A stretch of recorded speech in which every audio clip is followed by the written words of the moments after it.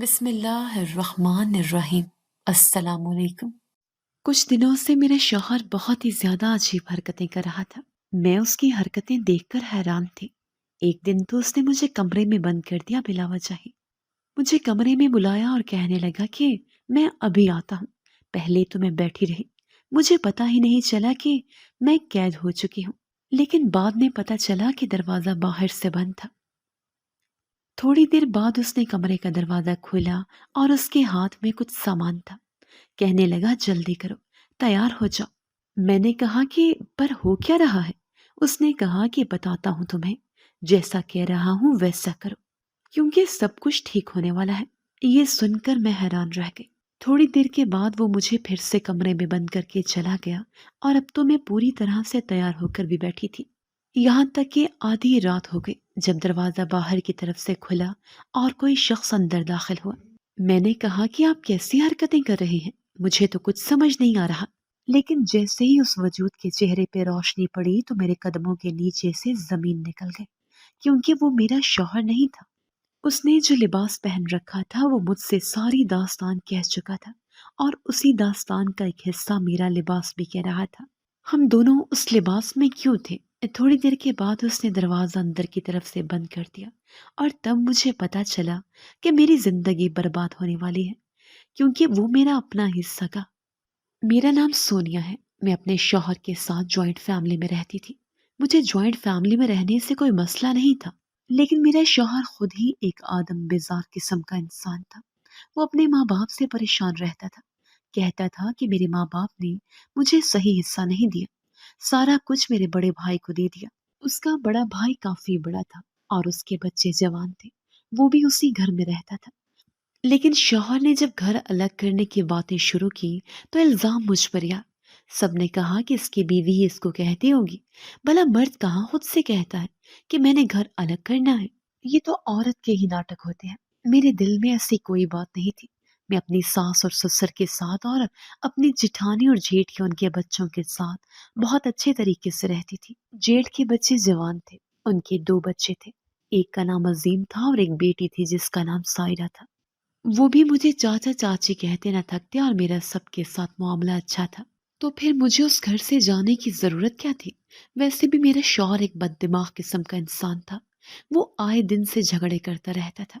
میں سوچتی تھی کہ اگر کسی دن اس کا ہاتھ اٹھ گیا اور گھر میں کوئی ہوا بھی نہیں تو مجھے بچائے گا کون؟ میرا شوہر گھر کا ایسا بیٹا تھا جسے ساری زندگی اپنے بڑے بھائی کی مثالیں دی گئی تھی کہ تم اس کے جیسے کیوں نہیں بنتے؟ اس کو دیکھو، خود کو دیکھو۔ اس کے اندر اس چیز نے گھر کر لیا تھا، وہ باغی ہو چکا تھا۔ وہ اپنی بیوی یعنی کہ میرا بھی سگا نہیں تھا، اور اپنے ماں باپ سے بھی نفرت کرتا تھا۔ ماں باپ پر تو وہ غصہ نہیں نکال سکتا تھا، ہاں میرے تو اس کا غصہ نکل جاتا تھا۔ وہی بات ہوئی کہ ایک دن اس کو تھوڑی زیادہ اچھی نوکری مل گئی جس میں وہ لوگ گھر بھی دے رہے تھے۔ میرے شوہر نے تو دیر نہ لگائی اور مجھے کہا کہ سامان پیک کرو۔ میں نے کہا کہ میں نہیں جانا چاہتی، میں اکیلی کیسے رہوں گی؟ تو کہنے لگا کہ جیسے یہاں گھر کے کام کرتی ہے ویسے وہاں اپنے گھر کے کام کرنا، عورتیں تو مرتی ہیں اکیلے رہنے کے لیے۔ میں نے کہا کہ میں ایسی عورت نہیں ہوں، تو اس نے اس بات کو میری بدتمیزی سمجھی اور کہا کہ چپ کر کے کام کرو، سامان پیک کرو۔ میں نے کہا کہ گھر والوں کو بتا دو کہ کم سے کم ان کو یہ تو بتا کہ ہم لوگ شفٹ ہو رہے ہیں۔ تو کہنے لگا کہ اندھے نہیں ہے وہ، جب ہم سامان اٹھا کر شفٹ کرنا شروع کریں گے تو ان کو پتہ چل ہی جائے گا۔ مجھے یہ بات بڑی ہی معیوب لگی کہ ایسے تو ان لوگوں کا دل ٹوٹ جائے گا، لیکن مجھے ڈر تھا کہ اگر میں نے گھر والوں کو بتا دیا تو کہیں مجھ سے ہی نہ جھگڑا کرنے لگے۔ میں اس آدمی کے ساتھ بالکل بھی اکیلی نہیں رہنا چاہتی تھی۔ یہ آدمی ہمیشہ مجھے طلاق کی دھمکیاں دیتا رہتا تھا اور اس کا ہاتھ کبھی بھی اٹھ جاتا تھا۔ اس کو کوئی کسی بات پہ کوئی خوش نہیں کر سکتا تھا، نہ اس کو میرے ہاتھ کے کھانے اچھے لگتے تھے نہ میرے طور طریقے اچھے لگتے تھے۔ آج مجھے ایسا لگ رہا تھا کہ میں پھر سے رخصت ہونے والی ہوں، اپنا گھر چھوڑ کر جا رہی ہوں۔ میں نے شادی کے بعد اس گھر میں 4 سال گزارے تھے۔ اللہ نے ہمیں ابھی تک کوئی اولاد بھی نہیں دی تھی۔ میں اپنے شوہر سے 8 سال چھوٹی تھی۔ میں نے جب سامان پیک کر رہا تو میرے ہاتھ سے کوئی چیز گرنے لگی۔ جب میرے شوہر کے بھتیجے عظیم نے آ کر وہ چیز گرنے سے پہلے سنبھال لی، کہنے لگا کہ چاچی کیا کر رہی ہیں آپ؟ اتنا بھاری سامان کیوں اٹھا رہے ہیں؟ کمرے کی صفائی کر رہی ہیں کیا؟ میرا دل تو پہلے ہی بھر چکا تھا، میری آنکھوں سے آنسو بہنے لگے۔ تو وہ بھی حیران رہ گیا۔ اس نے کہا کہ کیا بات ہے؟ میں نے کہا کہ جو بات ہے وہ بہت بڑی ہے، پر میں بتا نہیں سکتی۔ وہ چپ ہو گیا۔ اس نے کہا کہ بتائیں مجھے، میں کسی کو نہیں بتاؤں گا۔ پھر میں نے اسے بتا دیا۔ وہ بھی حیران رہ گیا۔ وہ کہنے لگا کہ آخر چاچو کا مسئلہ کیا ہے جو وہ یہاں سے جا رہے ہیں؟ میں نے کہا کہ مجھے نہیں پتا، لیکن وہ کسی کی بات نہیں مان رہے۔ انہوں نے ارادہ بھی کر لیا، گھر کی چابی بھی لے لی۔ وہ تو ٹیمپو لینے گئے ہیں، شاید ہم رات تک یہاں سے نکل جائیں۔ لیکن تم یہ بات کسی کو نہیں بتانا۔ میں بہت ڈر گئی تھی۔ اس نے کہا کہ نہیں بتاؤں گا، لیکن آپ کے بغیر ہی گھر سونا ہو جائے گا چاچی۔ میں نے کہا کہ میں کیا کر سکتی ہوں، تمہیں تو پتا ہے اپنے چاچو کا۔ وہ بیچارہ بھی اپنا سامان بنا کر وہاں سے چلا گیا۔ سامان پیک ہو گیا۔ جب سامان گھر سے نکلنے لگا تو میری ساس اور سر سب لوگ حیران ہو گئے کہ کیا ہو رہا۔ پھر ان کو بتانا پڑا۔ انہوں نے روکنے کی کوشش کی، پر میرے شوہر نے کہا کہ آپ لوگوں نے ساری زندگی انصاف نہیں کیا، میری بیوی کو نوکرانی بنا کے رکھا۔ پتہ نہیں میرا شوہر میری طرف سے کیوں بول رہا تھا۔ مجھے تو گھر کے کام کرنے سے کوئی مسئلہ نہیں تھا، کیونکہ میری دیورانی کے بچے تھے، وہ ان کے ساتھ مصروف رہتی تھی اور میرے بچے نہیں تھے، تو میں گھر کے کام کر کے وقت گزار لیتی تھی۔ خیر میرے شوہر مجھے اپنے ساتھ لے گیا۔ میں نے کہا کہ اگر ہمیں گھر سے جانا ہی تھا تو امی ابو سے لڑکے نکلنے کی کیا ضرورت تھی؟ بندہ دوبارہ بھی مل سکتا ہے، ایسا ہو کہ آ بھی نہ سکے۔ اس نے کہا کہ میں تو آنا بھی نہیں چاہتا ہوں، دوبارہ لوگوں نے میرا حصہ کھایا، میرے ساتھ نا انصافی کی ہے۔ جب گھر میں آئے تو یہ گھر بالکل بھی رہنے کے قابل نہیں تھا۔ میں نے کہا کہ یہ جگہ تو بہت بری ہے۔ میرے شوہر نے کہا کہ پھر اس کو صاف کرو، پر مجھے ایسا لگتا تھا کہ صاف کرنے سے بھی اس جگہ نے ٹھیک نہیں ہونا تھا۔ اس نے کہا کہ ایسی نوکریوں میں رہنے کے لیے گھر مل جائیں گے، بڑی بات ہے، ورنہ پھر ہمیں کرایہ دینا پڑتا۔ اب بار بار میرے دل میں تو یہ بات آ رہی تھی کہ ہم نکلے ہی کیوں، لیکن میں کچھ بول نہیں سکتی تھی۔ گھر کو سیٹ کر لیا۔ جب راشن چلانا پڑا، گھر میں آٹا دال چاول سیدھی سیدھی چیزیں ہی بنایا کرتی تھی، لیکن جب وہ بھی بازار سے ایک ایک چیز لانی پڑی تو میرے شوہر کو آہستہ آہستہ احساس ہونے لگا کہ گھر چلانا کوئی خالہ جی کا گھر نہیں، یہ تو بڑا مشکل کام ہے۔ اگرچہ ہم 2 لوگ تھے، پکاتے تو تھوڑا ہی تھے، لیکن 2 لوگوں کا کھانا پکانے کے لیے بھی لوازمات گھر میں اتنے ہی رکھنے پڑتے ہیں جتنے 10 لوگوں کے لیے رکھنے پڑتے ہیں۔ راشن، پانی، چاول، گھی، چینی پتی، سب کچھ گھر میں موجود ہونا چاہیے، اور ایک ایک چیز آج کل پیسے سے ہی آتی ہے، مفت میں تو کچھ بھی نہیں ملتا۔ آہستہ آہستہ میرے شوہر فرسٹریشن میں آنے لگا، اس کا دماغ تھوڑا تھوڑا خراب ہونے لگا، وہ غصہ مجھ پر ہی نکالتا تھا۔ ایک دن کہنے لگا کہ آج میں نے خبر سنی ہے کہ عورت کے نصیب سے ہی شوہر کو رزق ملتا ہے، اور شوہر کو عورت کے نصیب کرے رزق ملتا ہے۔ اس کا مطلب کہ تم منحوس ہو، تمہارے نصیب میں رزق نہیں ہے۔ لگتا ہے شادی سے پہلے تمہاری زندگی میں کوئی تھا، یا تو تم نے کسی کا دل توڑا ہے، یا پھر تم نے کوئی ایسا گناہ کیا ہے جو کہ بہت ہی بڑا تھا، جس کی تمہیں سزا مل رہی ہے۔ یہ باتیں سن کے میں حیران رہ گئی۔ میں نے کہا کہ آپ آج تو جو بھی بولتے آئے ہیں میں نے سنا ہے، لیکن میرے کردار پر تو انگلی نہ اٹھائیں۔ اس بات پر ہماری لڑائی بڑھنے لگی۔ جب بات کردار پر آ گئی تو میں نے بھی 2 4 جواب دے دیے، اور میرے شوہر کے منہ سے بالآخر وہ لفظ نکل گئے جو نہیں نکلنے چاہیے تھے۔ اس نے مجھے طلاق دے دی۔ اس نے 3 دفعہ بولا، اور میں نے سن لیا۔ مجھ پر کیا گزری ہوگی یہ تو آپ لوگ اچھی طرح سمجھ سکتے ہیں۔ ایک عورت جس کو گھریلو بات کے پیچھے طلاق ہو جائے، جو اپنے شوہر کے لیے ابھی تک سب کچھ کرتی آئی، نہ اس نے کبھی زبان کھولی ہو، نہ اس نے کسی بات کا جواب دیا ہو، آج ہلکے سے جواب دینے پر ہی میرے منہ پر طلاق دی ماری۔ میں تو حیران ہی رہ گئی۔ جب میرے سر سے چھتی چھین لی گئی تو پھر فوراً میرے دماغ میں یہی بات آئی کہ میں کہاں جاؤں گی، کیونکہ میرے ماں باپ اس دنیا میں نہیں تھے۔ میری شادی میری پھپھو نے کروائی تھی، وہ بھی اس دنیا سے جا چکی تھی۔ میری شادی کو 5 سال ہو گئے تھے، میری کوئی اولاد بھی نہیں تھی جس کے سہارے میں یہ سوچ کر چلی جاتی کہ میرے پاس زندگی کا مقصد تو ہے نا۔ میرے پاس مقصد تھا، نہ ہی کچھ اور۔ میرے شوہر کے چہرے پہ بھی ندامت تھی، لیکن اس نے ایک لفظ میں بولا، وہ وہاں سے چلا گیا، اور باہر سے دروازہ بھی بند کر کے چلا گیا، یہاں تک کہ فون بھی اٹھا کر لے گیا۔ صبح صبح واپس آیا، آ کر میرے پاس بیٹھ کر مجھ سے معافی مانگنے لگا۔ یہ اس کا طریقہ تھا، وہ جب بھی لڑائی جھگڑا کرتا تو پھر معافی تو مانگ لیتا تھا، لیکن پھر سے وہی حرکتیں کرتا تھا۔ اس نے میرا ہاتھ پکڑنے کی کوشش کی تو میں نے ہاتھ پیچھے کھینچ لیا۔ میں ساری رات روتی رہی تھی، میری آنکھیں سوج چکی تھی، میں زمین پر بیٹھی تھی۔ میں نے کہا کہ ہاتھ نہیں لگائے مجھے، میں آپ پہ حرام ہو چکی ہوں۔ اب ہمارا کوئی رشتہ ناتا نہیں رہا۔ اس نے کہا کہ اس بات کو چھوڑو، میاں بیوی میں کبھی طلاق ہوتی ہے کیا؟ میں نے کہا کہ آپ کیسی باتیں کر رہے ہیں، میاں بیوی میں ہی طلاق ہوتی ہے۔ اس نے کہا کہ چھوڑو، میں غصے میں تھا، میں نے کچھ بھی بول دیا، نہیں بولوں گا دوبارہ۔ میں نے کہا کہ دوبارہ کی تو گنجائش ہی نہیں ہے، طلاق وہ گولی ہے جو آپ انجانے میں مارو یا جان بوجھ کے، سامنے والا مر ہی جاتا ہے، اور آپ نے مجھے جیتے جی مار ڈالا ہے۔ اب کچھ نہیں ہو سکتا، مجھے میری کزن کے گھر چھوڑا، وہ مجھے اپنے ساتھ رکھے گی نہیں، لیکن میں اس کے منت سماجت کروں گی، کیونکہ صرف ایک وہی ہے جس کو میں جانتی ہوں، وہی ایک آخری سہارا ہے۔ اس کا شوہر باہر ہوتا ہے، شاید وہ مجھے اپنے ساتھ رکھ لے۔ جب میرے شوہر نے دیکھا میں تو اب اس کے ساتھ رہنے سے انکاری ہو گئی ہوں، تو وہ کسی سوچ میں پڑ گیا، کہنے لگا کہ پھر کل صبح چھوڑاؤں گا، ابھی ادھر ہی اس کمرے میں سو جا، میں دوسرے کمرے میں سو جاتا ہوں۔ میں اسے کہنا چاہتی تھی کہ ابھی چھوڑو، لیکن میں نے اپنی کزن سے بھی بات نہیں کی تھی، اس لیے میں نے بھی کہا کہ ٹھیک ہے، سوچا کہ اپنا سامان پیک کر لوں گی اور اپنی کزن سے فون پر بات بھی کر لوں گی اور کل صبح چلی جاؤں گی۔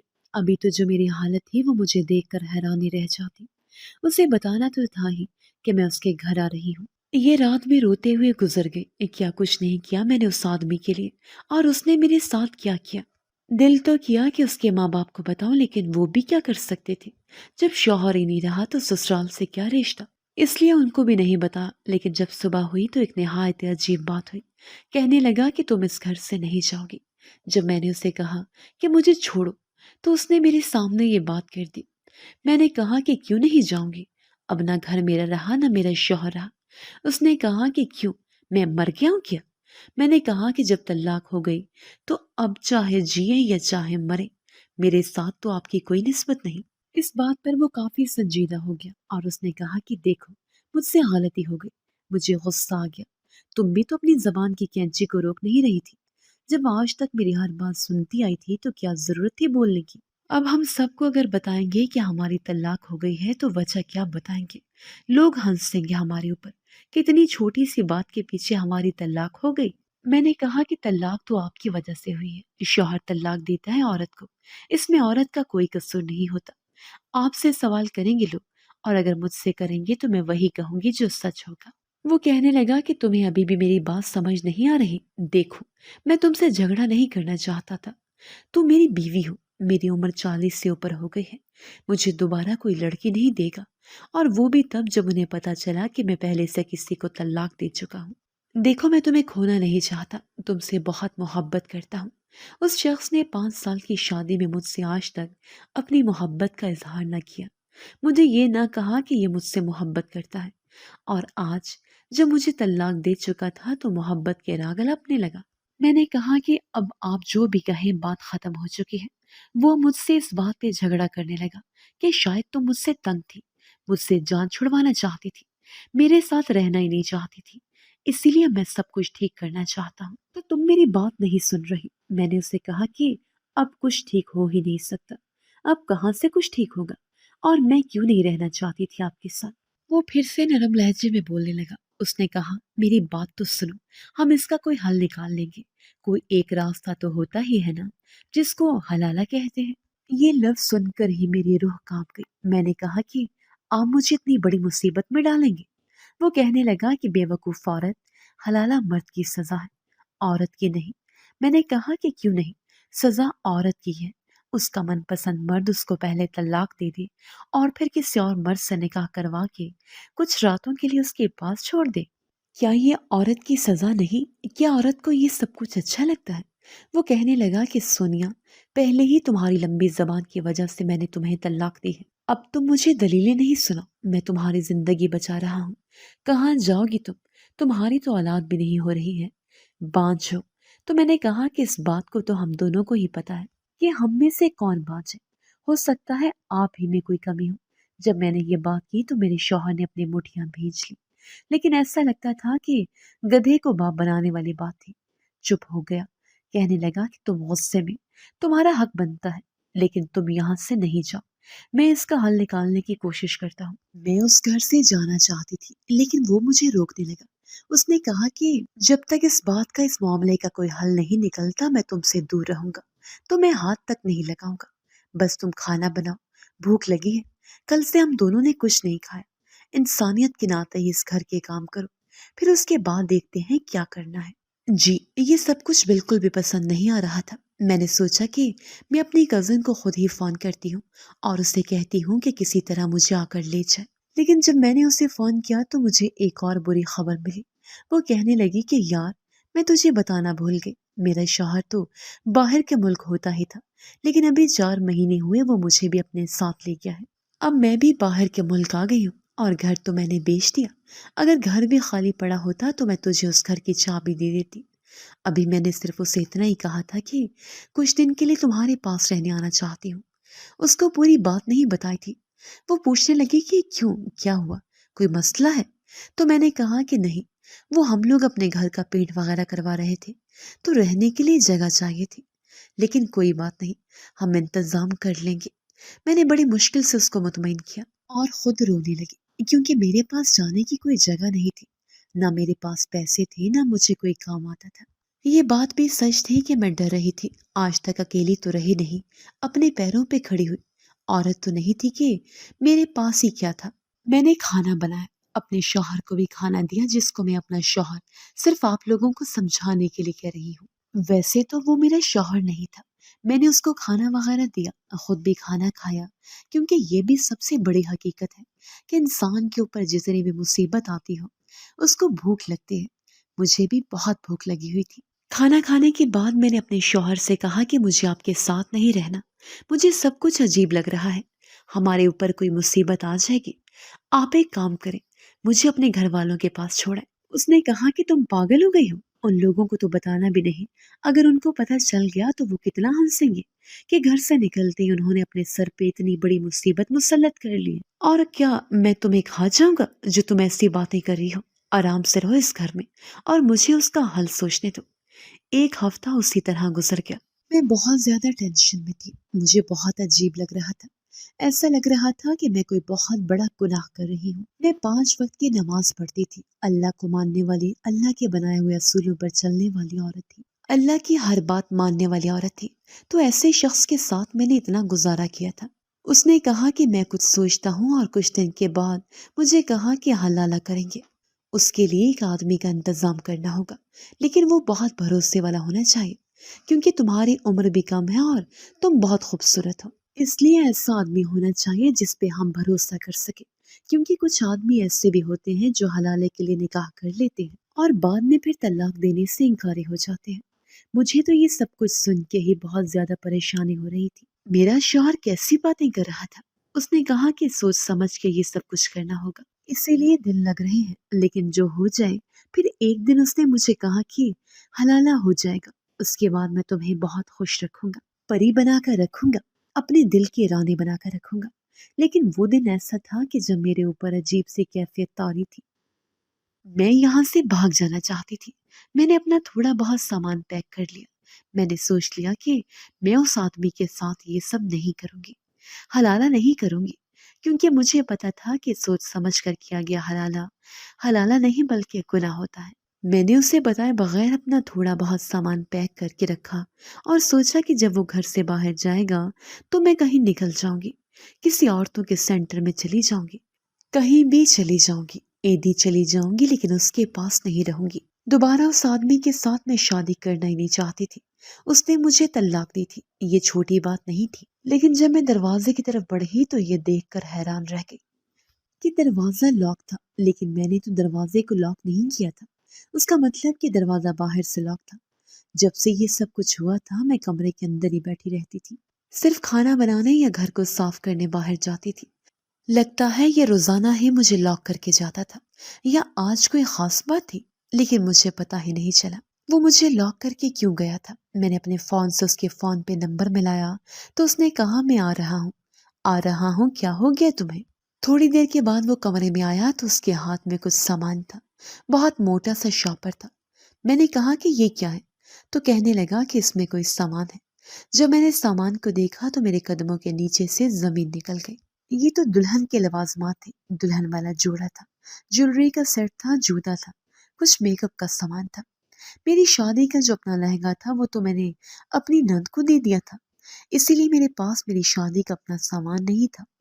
کہنے لگا یہ سامان بے جلدی سے تیار ہو جاؤ، دلہن بن جاؤ، کیونکہ آج ہی تمہارا حلالہ ہونے والا ہے۔ میں نے کہا کہ کون ہے وہ آدمی، کسی کے ساتھ کروا رہے ہیں؟ تو کہنے لگا کہ پریشان نہیں ہو، بہت اچھا انسان ہے، میں نے اسے سب کچھ سمجھا دیا تو تمہارا بہت خیال کرے گا۔ میں اپنے شوہر کی طرف دیکھ کر حیران تھی کہ اگر واقعی وہ مجھے دوبارہ حاصل کرنا چاہتا تھا تو پھر اتنا مطمئن کیوں پھر رہا تھا؟ کیا اس کو یہ سب کچھ برا نہیں لگ رہا تھا؟ بقول اس کے یہ تو مرد کی سزا تھی، تو پھر وہ اتنا مطمئن کیوں تھا؟ کہنے لگا کہ 1 گھنٹہ ہے، جلدی جلدی تیار ہو جاؤ، خوبصورت سا تیار ہونا۔ میرا دل خون کے آنسو رو رہا تھا، مجھے کیسا لگ رہا تھا میں ہی جانتی تھی۔ میں اس سے کوئی بات کرنا چاہتی تھی لیکن وہ وہاں سے چلا گیا۔ جب میں نے دروازہ کھولا تو دروازہ پھر سے لاک تھا۔ مجھے یہ سمجھ نہیں آ رہی تھی کہ بار بار مجھے لاک کر کے کیوں جا رہا تھا۔ مجھے بہت برا لگ رہا تھا۔ میں کبھی اس سامان کو دیکھتی، کبھی شیشے پہ اپنے آپ کو دیکھتی۔ میرا دل عجیب سا ہو چکا تھا۔ کیا یہ سب کچھ میرے ساتھ ہونا ضروری تھا؟ یہ سب کچھ میرے ساتھ کیوں ہو رہا تھا؟ میں نے اس سامان کو ہاتھ تک نہیں لگایا۔ 15 منٹ بعد میرے شوہر کی کال آ گئی۔ کہنے لگا اب یہ مت کہنا کہ تم ابھی تک کھڑی ہو اور تیار ہونا شروع بھی نہیں ہوئی۔ میں نے کہا کہ مجھے یہ سب نہیں کرنا، دروازہ کھولے، مجھے یہاں سے جانا ہے۔ اس نے کہا کہ ایسا نہیں کرو، میں نے بڑی مشکل سے انتظام کیا ہے، دیکھو بس یہ آخری مشکل ہے، اس کے بعد سب کچھ ٹھیک ہو جائے گا، میں بالکل ایک بدلا ہوا انسان بن جاؤں گا، تمہارا بہت خیال رکھوں گا۔ تمہیں تو اندازہ ہی نہیں ہوگا کہ یہ میرا پہلے والا شوہر ہے، سب کچھ ٹھیک ہو جائے گا، میری بات مان لو سونیا۔ حسین لمحوں کو یاد کرو جن میں ہم لوگ ساتھ تھے، پھر آسانی ہوگی۔ اتنا کہہ کر اس نے فون بند کر دیا، لیکن مجھے یاد کرنے پہ بھی کوئی حسین لمحہ یاد نہیں آ رہا تھا۔ میرے شوہر نے تو مجھے پہلے دن ہی کہہ دیا تھا کہ میری بات ماننی ہوگی، نہیں تو میرے سے برا کوئی نہیں ہوگا، لیکن وہی بات یہ مرتی کیا نہ کرتی، تیار ہونا ہی پڑا۔ تیار بھی ہو گئی۔ تھوڑی دیر کے بعد وہ خود ہی نکاح نامہ اندر اٹھا کر لایا اور جس جگہ پر دلہے کا نام لکھا تھا اس پہ اس نے ہاتھ رکھا ہوا تھا۔ مجھے نہیں پتا کہ اس نے یہ جان بوجھ کر کیا ہوا تھا یا شاید غلطی سے ایسا ہوا، پر جلدی میں مجھ سے دستخط کروانے لگا، کہنے لگا کہ جلدی کرو، جلدی جلدی کرو۔ اس نے مجھے ایسے جلدی جلدی دستخط کروائے کہ میں خود حیران رہ گئی اور فوراً باہر چلا گیا، لیکن جتنی دفعہ بھی جا رہا تھا دروازہ بند کر کے ہی جا رہا تھا۔ اس دفعہ گیا تو میں دروازے پر کان لگا کے کھڑی ہو گئی۔ باہر سے کچھ مردوں کی آوازیں آ رہی تھی، شاید وہ گواہ تھے یا مولوی صاحب تھے۔ پھر اچانک سے خاموشی چھا گئی اور نہ جانے کتنا وقت گزر گیا، 3-4 گھنٹے تو گزر ہی گئے تھے۔ آدھی رات ہو گئی تھی، نہ وہ دروازہ کھول رہا تھا نہ کوئی اندر آ رہا تھا، باہر سے بھی کوئی آواز نہیں آ رہی تھی اور میں پریشان ہو رہی تھی۔ آدھی رات ہو چکی تھی، مجھے تو عجیب سی نیند آ رہی تھی۔ جب میں اچانک دروازے میں ہلچل ہوئی، میں سمجھ گئی کہ میرا شوہر ہوگا، لیکن جب دروازہ کھلا تو مجھے اس آدمی کا چہرہ کچھ صاف دکھائی نہیں دیا کیونکہ لائٹ گئی ہوئی تھی۔ ہمارے اس علاقے میں لائٹ جاتی تھی اور یہ سب کچھ نارمل تھا۔ وہ شخص کمرے میں داخل ہو گیا اور اس نے دروازہ جب اندر سے بند کیا تو میں سمجھ گئی کہ یہ میرا شوہر نہیں بلکہ وہی شخص ہے جس کے ساتھ میری شادی کروائی گئی ہے۔ میں نے کہا کہ کون ہیں آپ؟ تو اس نے عجیب سی آواز میں بولا کہ میں وہی ہوں جس کے ساتھ آپ کا بھی نکاح ہوا ہے۔ یہ سن کر میرا دل جیسے گھٹنوں میں آ گیا۔ میں جا کر بستر پر بیٹھ گئی، ایسے بیٹھی کہ بستر کی طرف سے کوئی دروازہ کھل جائے اور میں غائب ہو جاؤں یا زمین پھٹ جائے اور میں اس کے اندر چلی جاؤں۔ یہ میرے شوہر نے مجھے کن معاملات میں پھنسا دیا تھا، مجھ پر کیا وقت آ گیا تھا۔ وہ کہنے لگا کہ اس کمرے میں تو لائٹ کا انتظام بھی نہیں ہے۔ پتہ نہیں وہ ایسے کیوں بول رہا تھا کہ یا تو اس کا گلا خراب تھا اور یا پھر وہ اپنی آواز بدل کے بول رہا تھا۔ ایسا لگتا تھا کہ اس نے منہ کے اندر کوئی چیز رکھی ہوئی تھی جس کی وجہ سے اس کی آواز بدل چکی تھی۔ میں نے کہا کہ جب زندگی اور قسمت میں ہی اندھیرے ہوں تو روشنی سے کیا فرق پڑ جائے گا۔ کہنے لگا کہ آپ پریشان کیوں ہو رہی ہیں؟ آیا ہوں نا آپ کی مدد کرنے کے لیے، میں تو ہمیشہ سے آپ کی مدد کرنے کے لیے تیار ہوں۔ جب اس نے ایسی بات کی تو میں حیران رہ گئی کہ یہ کون سا جو ہمیشہ سے میری مدد کرنے کے لیے تیار رہتا تھا؟ کیا میں اس کو جانتی تھی؟ کون تھا یہ؟ میں نے اپنی آنکھوں پہ زور دینے کی کوشش کی کہ اندھیرے میں بھی مجھے اس کی تھوڑی شکل دکھائی دے جائے، اس کا ناک نقشہ دیکھ لوں، لیکن اندھیرا بہت زیادہ تھا اور پہلے بھی ایسا ہی اندھیرا ہوتا تھا، لیکن اتنا تو پتہ چل رہا تھا کہ کوئی جوان لڑکا تھا۔ میں نے کہا کہ تمہارے بارے میں نہیں جانتی، لیکن تم جو بھی ہو، تمہیں بھی یہ پتا ہونا چاہیے کہ جو کچھ بھی میرا سابقہ شوہر ہم دونوں سے کروا رہا ہے وہ ایک گناہ ہے، اور ہم دونوں دوزخ میں جائیں گے اور وہ بھی دوزخ میں جائے گا۔ زندگی تو برباد ہوئی ہے، آخرت بھی برباد ہو جائے گی۔ کہنے لگا کہ ایسا کچھ نہیں ہوگا، آپ میری بات غور سے سنیں تو سب کچھ ٹھیک ہو جائے گا۔ میں نے کہا کہ میں نے کوئی بات نہیں سننی، دور ہو جاؤ یہاں سے۔ اگر تم اتنی ہی اچھی ہو اور یہ کہہ رہے ہو کہ تمہاری مدد کے لیے آئے ہوں تو پھر میری مدد کرو اور چپ کر کے ایک سائڈ پہ بیٹھ جاؤ۔ کسی طرح یہ رات گزر جائے، صبح ہوتے ہی میں یہاں سے بھاگ جاؤں گی۔ وہ کہنے لگا کہ بھاگنا اتنا آسان نہیں ہے۔ اس نے اپنے موبائل کی لائٹ آن کی اور جیسے ہی میں نے اس کو دیکھا میرے قدموں کے نیچے سے زمین نکل گئی، کیونکہ وہ کوئی اور نہیں بلکہ میرے شوہر کا بھتیجا عظیم تھا، وہی عظیم جو میرے جیٹھ کا بیٹا تھا۔ وہ دلہے کی طرح تیار ہوا تھا اور اس نے شیروانی بھی پہنی ہوئی تھی۔ اسے دیکھ کے میری طبیعت خراب ہو گئی، مجھے ایسا لگا کہ جیسے مجھے الٹی آ جائے گی۔ میں نے کہا کہ تم یہاں پر کیا کر رہے ہو؟ یہ کیا ہو رہا ہے؟ اس نے مجھے چپ رہنے کا اشارہ کیا اور بولا کہ چپ ہو جائے، نہیں تو آواز باہر چلی جائے گی، اور میری بات غور سے سنیں۔ اب میں سرگوشی میں بولنے لگی۔ میں نے کہا کہ تمہارے باپ کو یہ سب کچھ پتا ہے، تمہاری ماں کو پتا ہے، تم جانتے ہو میں کون ہوں؟ اس نے کہا کہ آپ کون ہیں وہ میں اچھی طرح جانتا ہوں، لیکن ابھی آپ کون ہیں وہ آپ کو نہیں پتا۔ آپ کا میرے چاچو سے اب کوئی رشتہ نہیں، اب آپ کا ان کے نکاح میں نہیں ہے، اور اگر چاچا چاچی کو چھوڑ دے یا اس دنیا سے چلا جائے تو پھر اس کے ساتھ نکاح جائز ہے۔ میں نے کہا کہ تمہیں شرم آنی چاہیے، تمہیں کسی نے غلط معلومات دی ہیں، ایسا کچھ نہیں ہے۔ وہ کہنے لگا کہ مجھ سے چاچو نے مدد مانگی تھی، کہہ رہے تھے کہ اور کسی کو بھروسہ نہیں کر سکتا، اور ان کو پتا تھا کہ میرے دل میں آپ کے لیے ہمیشہ سے نرم گوشہ اسی لیے انہوں نے مجھے اس کام کے لیے کہا۔ لیکن بات ایسی ہے کہ میں چاچو کی مدد کرنے کے لیے یہ سب کرنے کے لیے نہیں مانا تھا، بلکہ میں آپ کی مدد کرنے کے لیے مانا تھا۔ آپ ایک بہت اچھے انسان ہیں، آپ نے ہمیشہ ہمارا خیال کیا، ہماری ماں کے ساتھ کبھی زبان نہیں چلا، کسی کو کوئی جواب نہیں دیا۔ مجھے پتا تھا کہ آپ بہت اچھی لڑکی ہیں۔ کہنے لگا کہ چاچو مجھ سے دکان پر ملنے آتے تھے، پھر انہوں نے مجھے سب کچھ بتایا۔ میں اسی وقت سمجھ گیا تھا کہ یہ سب کچھ ان کی وجہ سے ہوا ہوگا۔ پھر کہنے لگے کہ میری مدد کرو، لیکن کسی کو اس بارے میں پتہ نہ چلے۔ پہلے میں مان نہیں رہا تھا، وہ 2 ہفتے تک میری دکان پر آتے رہے، بار بار مجھے کہتے رہے، یہاں تک کہ پھر انہوں نے مجھے پیسوں کی آفر کی تو میں مان گیا۔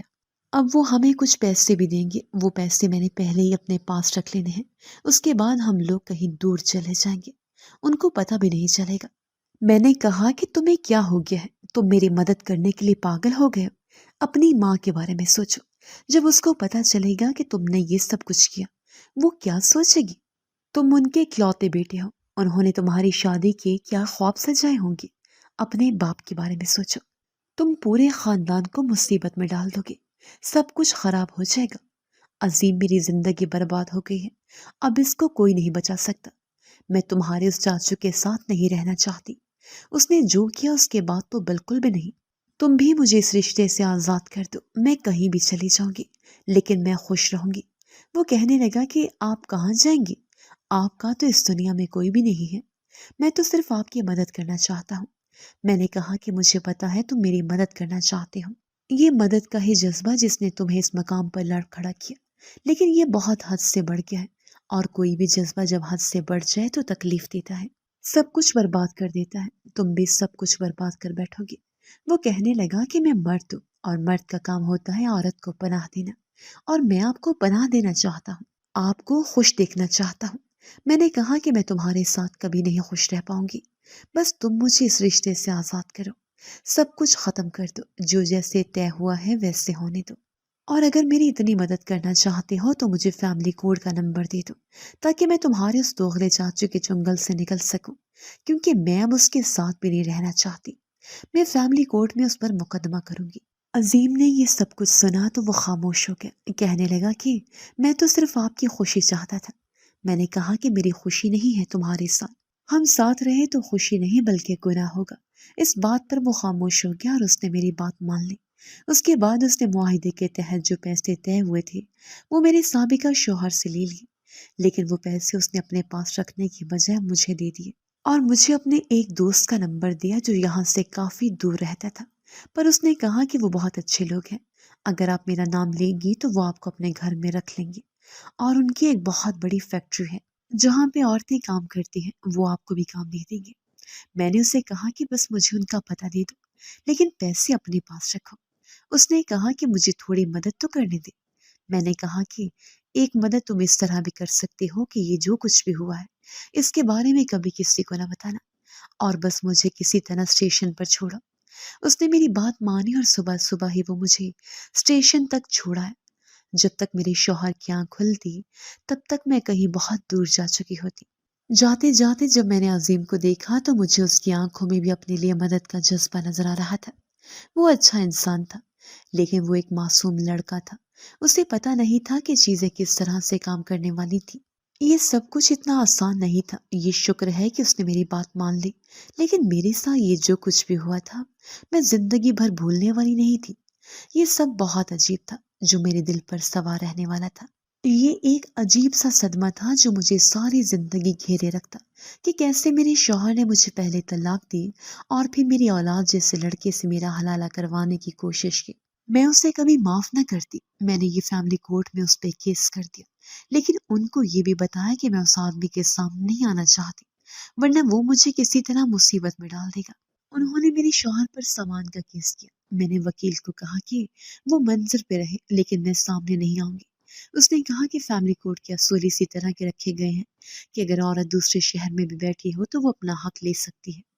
آپ فکر نہیں کریں، ہم آپ کا سامان نکلوائیں گے۔ میں اس جگہ چلی گئی جہاں کا پتہ مجھے عظیم نے بتایا تھا۔ وہ لوگ بہت اچھے تھے۔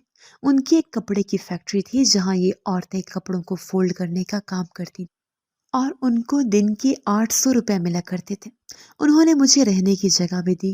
وہاں پہ اور بھی بہت سی عورتیں میری طرح ہی رہ رہی تھی۔ جب میرا سامان آ گیا تو میں نے کرائے پہ کمرہ لے لیا۔ اب میں اپنے سامان کے ساتھ اس کمرے میں رہنے لگی۔ دن میں فیکٹری میں کام کرتی تھی، رات کو سکون کے نیند سو جاتی تھی۔ میری عمر اتنی زیادہ نہیں تھی، یوں سمجھے کہ 33 سال کی عمر تھی۔ فیکٹری کی مالکن بہت اچھی تھی۔ وہ ایسی عورتوں کو کام دیتی تھی جن کو کام کی سخت ضرورت ہوتی تھی۔ جب میں نے اسے اپنی کہانی کے بارے میں بتایا تو وہ حیران رہ گئی، اور عظیم کی نسبت سے بھی وہ مجھے اچھی طرح جانتی تھی۔ اس نے کہا کہ وہ میرے بیٹے کا بہت اچھا دوست ہے اور ہمارے لیے بالکل بیٹوں جیسا ہے۔ صرف اس کا نام لیتی تو ہم تمہیں اپنے سر آنکھوں پر بٹھاتے۔ تم تو اس کی چاچی ہو، ہم تمہاری مدد کریں گے، تمہارے لیے بہت اچھا رشتہ تلاش کریں گے۔ میں نے کہا کہ لیکن میں بانجھ ہوں۔ انہوں نے کہا کہ کوئی بات نہیں، ایسے بھی مرد ہیں جو تم جیسی عورتوں سے شادی کر لیتے ہیں۔ یہ سن کے میں حیران رہ گئی۔ میں نے کہا کہ کوئی مجھ سے اس لیے بھی شادی کر لے گا کہ اسے پتا ہوگا کہ میں بچے پیدا نہیں کر سکتی۔ تو وہ کہنے لگی کہ تمہیں کیا لگتا ہے دنیا میں صرف برے مرد ہوتے ہیں؟ اگر تمہارا پالا ایک برے مرد سے پڑا ہے تو اس کا مطلب یہ تو نہیں کہ دنیا کے سارے مرد ہی برے ہوتے ہیں۔ بیٹا ایسی بات نہیں ہے۔ انہوں نے مجھے یہ بات بہت تفصیل سے بتائی۔ انہوں نے کہا کہ دیکھو بیٹا، دنیا میں اچھے مرد بھی ہوتے ہیں۔ اکثر معاشرے میں مردوں کے کردار پر مختلف زاویوں سے بحث کی جاتی ہے، اور کچھ تلخ حقیقتوں کی وجہ سے عمومی رائے یہ بن جاتی ہے کہ مردوں کی اکثریت خود غرض یا غیر ذمہ دار ہوتی ہے۔ لیکن حقیقت یہ ہے کہ دنیا میں ایسے مرد بھی موجود ہیں جو عورتوں کا بے حد خیال کرتے ہیں، انہیں اپنی ذمہ داری سمجھتے ہیں اور ہر حال میں ان کا ساتھ نبھاتے ہیں۔ اچھے مرد وہ ہوتے ہیں جو عورت کی عزت کرنا جانتے ہیں اور انہیں صرف ایک کمزور ہستی نہیں بلکہ ایک مکمل انسان سمجھتے ہیں۔ وہ اپنی بیوی، بہن، ماں اور بیٹی کو محبت اور احترام دیتے ہیں اور ان کی ضروریات کا خیال رکھتے ہیں۔ وہ عورتوں کی کامیابی میں رکاوٹ بننے کے بجائے ان کی حوصلہ افزائی کرتے ہیں اور ان کی خوشیوں کو اپنی خوشی سمجھتے ہیں۔ یہ مرد صرف رشتوں میں ہی نہیں بلکہ معاشرے میں بھی اپنی ذمہ داریوں کو بخوبی نبھاتے ہیں۔ وہ عورتوں کے حقوق کی پاسداری کرتے ہیں، ان کی مدد کرتے ہیں، اور اگر کوئی عورت مشکل میں ہو تو خاموش تماشائی بننے کے بجائے اس کے لیے کھڑے ہوتے ہیں۔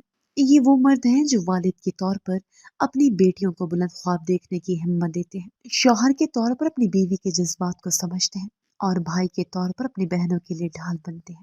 انسان میں خامیاں فطری ہیں اور ہر شخص میں کچھ نہ کچھ کمی ضرور ہوتی ہے، لیکن اچھے مرد وہی ہوتے ہیں جو اپنی شریک حیات کو اس کی خامیوں سمیت قبول کرتے ہیں۔ وہ صرف خوبصورتی، دولت یا کسی مادی چیز کی بنیاد پر محبت نہیں کرتے بلکہ عورت کی اصل خوبیوں کو دیکھتے ہیں۔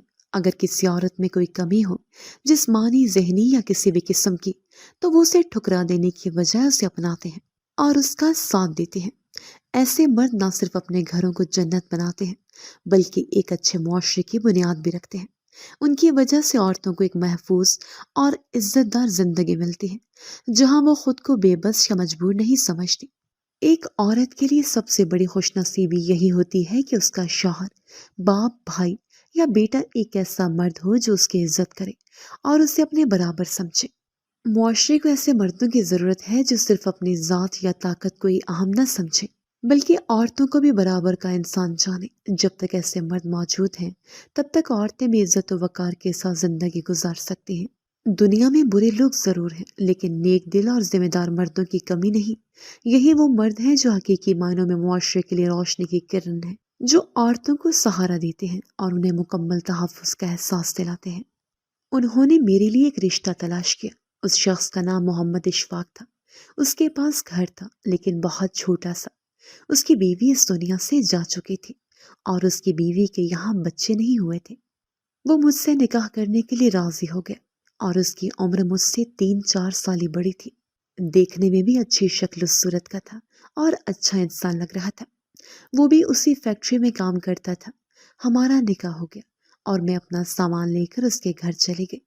اب ہم لوگ ایک ساتھ ہی گھر میں نکلتے، فیکٹری آتے، کام کرتے، رات کو کھانا پکانے کا سامان لے کر واپس گھر چلے جاتے۔ 1 سال گزرا کہ اچانک میری طبیعت خراب ہوئی اور پتہ چلا کہ میں ماں بننے والی ہوں۔ یہ سن کر میں حیران رہ گئی کیونکہ شادی کے 5 سال تک تو میں ماں نہیں بنی تھی۔ اس کا مطلب کہ اس میں بھی میرے سابقہ شوہر کی کوئی کارستانی تھی۔ وہ کہنے لگا کہ جو میری سابقہ بیوی تھی اس کے یہاں ایک دفعہ حمل ٹھہر گیا تھا لیکن پھر اس کے بعد اس کی طبیعت ہمیشہ خراب ہی رہی اور بہت سی وجہ سے اس دنیا سے چلی گئی۔ ہم دونوں بہت خوش تھے۔ ہماری اتنی بھی عمر نہیں تھی۔ اس عمر میں بھی لوگوں کے یہاں اولادیں پیدا ہوتی ہیں لیکن پھر بھی ہمارے سامنے بات کرنے والا تھا ہی کون؟ اس کے آگے پیچھے کوئی تھا اور نہ ہی میرے آگے پیچھے کوئی تھا۔ میں نے اسے اپنے سابقہ شوہر کے بارے میں سب کچھ بتایا تھا۔ اس نے ایک دفعہ کہانی کے طور پر مجھ سے یہ سب کچھ سن لیا لیکن اس کے بعد کبھی ذکر نہیں کیا۔ کبھی ہماری بھی بحث ہو جاتی لیکن اس نے کبھی مجھے میرے ماضی کا تانا نہ دیا اور نہ میں نے اسے۔ ہماری زندگی ایک دوسرے کے ساتھ بہت مثالی تھی۔ ہمارا چھوٹا سا اپنا گھر تھا، ہمارا دونوں کے پاس کام تھا۔ اس میں ایسی بات تھی کہ کوئی بھی ایک دوسرے کو کم نہیں سمجھتا تھا۔ ہم دونوں مل کر کماتے تھے تو وہ میرے ساتھ گھر کے کاموں میں بھی مدد کرتا تھا اور ہمارے یہاں اولاد بھی ہونے والی تھی۔ 5ویں مہینے پر جب ڈاکٹر نے کہا کہ ہمارے یہاں ٹوینز بچے ہونے والے ہیں تو ہم تو خوشی سے حیران ہی رہ گئے۔ ایک بیٹا تھا اور دوسری بیٹی۔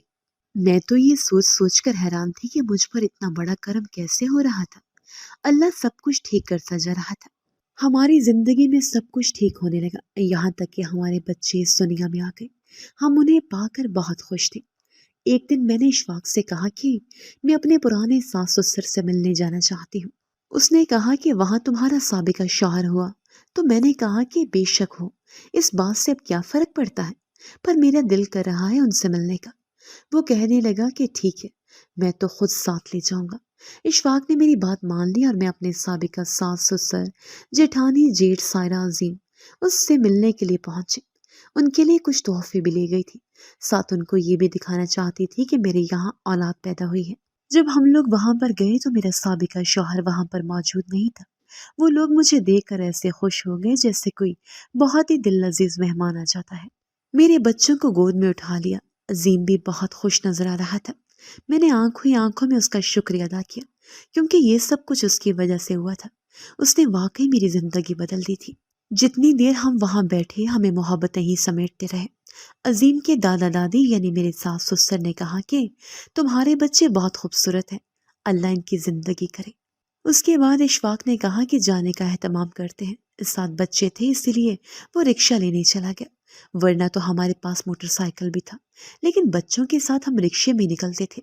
جب مجھے عظیم کے ساتھ کچھ پل اکیلے ملے تو میں نے کہا کہ دیکھو تم اس طرح بھی میری مدد کر سکتے تھے۔ تم نے میری مدد اتنی اچھی کی ہے کہ آج میں بہت خوش ہوں۔ اس کے لیے تمہیں اپنی زندگی قربان کرنے کی ضرورت نہیں تھی۔ اس نے کہا کہ آپ نے بالکل ٹھیک کہا تھا۔ اس وقت مجھے یہ بات سمجھ نہیں آئی تھی لیکن آج سمجھ آ رہی ہے۔